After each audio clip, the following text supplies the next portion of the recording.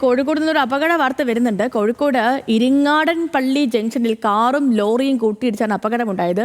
ബിവറേജിലേക്ക് മദ്യവുമായി വന്ന ലോറി കാറുമായി കൂട്ടിയിടിച്ച് മറിയുകയായിരുന്നു. Lorry driver Wayanad സ്വദേശിയായ കൃഷ്ണൻ മരിച്ചു. റോഡിൽ ചിത്തറി തെറിച്ച കുപ്പിച്ചില്ലുകൾ നീക്കം ചെയ്യുന്ന പ്രവർത്തികൾ നടക്കുകയാണ്. ദിൽഷ വിവരങ്ങളുമായി നമുക്കിപ്പം ചേരുന്നു. ദിൽഷ, ഈ അപകടം എപ്പോഴായിരുന്നു? ഇപ്പോൾ എന്താണ് അവിടുത്തെ സാഹചര്യം എന്താണ്?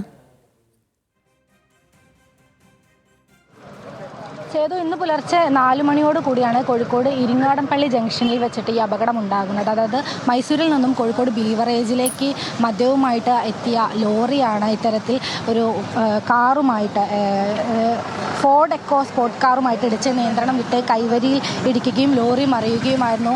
ഈ അപകടത്തിൽ ലോറി ഡ്രൈവർ മരിച്ചിട്ടുണ്ട്. വയനാട് സ്വദേശിയാണ് കൃഷ്ണൻ എന്ന് പറഞ്ഞിട്ടുള്ള ആളാണ്. പുള്ളിക്കാരനെ ആദ്യ സമയത്ത് തന്നെ വെള്ളിമാട് കുന്ന് നിന്നും ഫയർഫോഴ്സ് ഉദ്യോഗസ്ഥരെത്തി ഉടനെ തന്നെ കോഴിക്കോട് മെഡിക്കൽ കോളേജ് ആശുപത്രിയിൽ എത്തിച്ചിരുന്നു.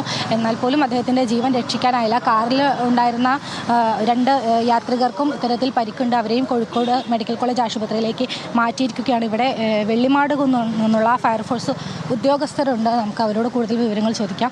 സാർ, എപ്പോഴായിരുന്നു ഈ അപകടം? നമുക്ക് ഏകദേശം ഒരു 3:56 സമയത്താണ് നമുക്ക് ഈ ഒരു മെസ്സേജ് കിട്ടുന്നത്. അപ്പോൾ നമ്മൾ ഇവിടെ എത്തിയ സമയത്ത് അങ്ങനെ ആള് കുടുങ്ങി കിടക്കുന്നുണ്ട്, നമുക്ക് എടുക്കാൻ പറ്റില്ല എന്ന് പറഞ്ഞിട്ട് എനിക്ക് തോന്നുന്നു രാവിലെ ഓട്ടത്തിന് വന്നിട്ടുള്ള കുട്ടികളാണ് വിളിക്കുന്നത്.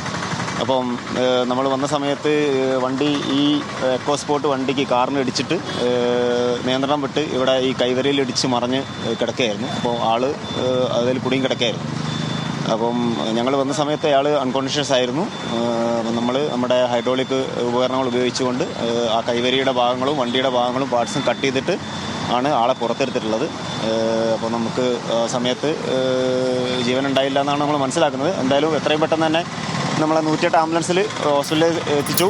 അപ്പം ഹോസ്പിറ്റലിൽ നിന്നുള്ള വിവരങ്ങൾ പ്രകാരം അയാൾ മരിച്ചു എന്നാണ് നമ്മൾ മനസ്സിലാക്കുന്നത്. വലിയ തിരക്കുള്ള റോഡാണ്. അപ്പോൾ ഇത് നീക്കം ചെയ്യുന്നതുമായിട്ട് ബന്ധപ്പെട്ട് അതിൻ്റെ പ്രൊസീജിയറുകൾ എക്സൈസ് ഡിപ്പാർട്ട്മെൻറ്റും മറ്റ് പോലീസും കൂടിയാണ് അതിൻ്റെ ഇത് നോക്കുന്നത്.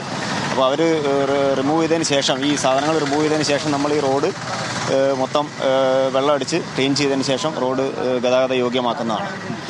അദ്ദേഹം സൂചിപ്പിച്ചതുപോലെ തന്നെ നമുക്ക് ദൃശ്യങ്ങളിൽ കണ്ടാൽ മനസ്സിലാകും, വലിയ തിരക്കുള്ള ഒരു റോഡാണ്. യാത്രക്കാർ എപ്പോഴും അങ്ങോട്ടും ഇങ്ങോട്ടും വാഹനങ്ങൾ പൊക്കോണ്ടിരിക്കുന്ന റോഡാണ്. ആ റോഡിലാണ് ഇത്തരത്തിൽ നിറയെ മദ്യക്കുപ്പികൾ പൊട്ടി ചിതറി കിടക്കുന്നത്. ഇതിപ്പോൾ ഒരു വശത്തേക്ക് ആക്കി ഇട്ടിട്ടുണ്ട്. എന്നാൽ പോലും എക്സൈസ് ഉദ്യോഗസ്ഥർ ഇവിടെ എത്തിയിട്ടുണ്ട്. ആദ്യഘട്ടത്തിൽ ഈ എത്ര നാശനഷ്ടം ഉണ്ടായി എന്നതടക്കമുള്ള കണക്കുകൾ എടുക്കണം. ഇതിൽ ഉപയോഗിക്കാൻ പറ്റുന്ന കുപ്പികൾ ഏതൊക്കെയാണെന്നത് അടക്കമുള്ള കാര്യങ്ങൾ, എത്ര എണ്ണം നശിച്ചു, എത്ര എണ്ണം ഉപയോഗിക്കാൻ പറ്റും എന്നതടക്കമുള്ള കാര്യങ്ങളിലൊക്കെ ഒരു വ്യക്തത വരണം. അതിൻ്റെ കണക്കുകൾ ഇവിടെ എടുത്തുകൊണ്ടിരിക്കുകയാണ്. അതിനുശേഷം മാത്രമായിരിക്കും ഇത് ഇവിടുന്ന് പൂർണ്ണമായിട്ടും നീക്കം ചെയ്യുക. എന്തായാലും ഇന്ന് പുലർച്ചയോട് കൂടിയാണ് ഈ അപകടം ഉണ്ടായത്. ഓക്കെ ദിൽഷ, ശരി. നമുക്ക് ആ ദൃശ്യങ്ങൾ വളരെ വ്യക്തമായി കാണാം. വലിയ അപകടം തന്നെയാണ് സംഭവിച്ചത്. ലോറിയുടെ ഫ്രണ്ടൊക്കെ ഫുള്ള് പോയി.